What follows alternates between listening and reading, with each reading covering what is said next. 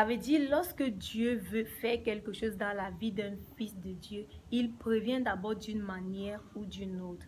Tout ce que nous vivons, tout ce qu'un fils de Dieu peut vivre, que ce soit la persécution, que ce soit les tribulations ou n'importe quel problème, bien aimé, Dieu a déjà parlé de ça.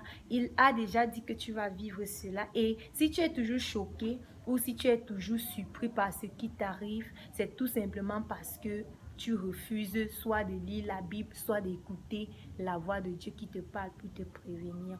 Alors ce verset, par exemple, est une sorte de prévention parce que Dieu nous aime. Il te dit que même quand tout ira bien dans ta vie, même quand tu seras en train de rire avec tes amis, même quand tout ira bien dans ta famille, sache que ta joie pourra se transformer en détresse.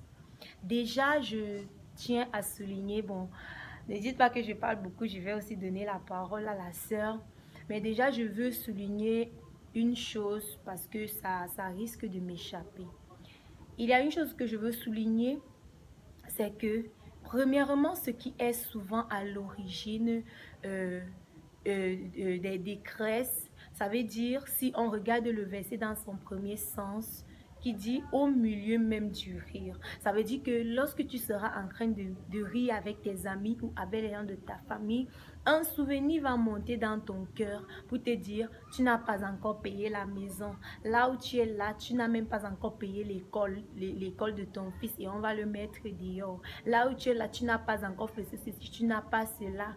Et c'est là que la tristesse va monter dans ton cœur et ta joie va se transformer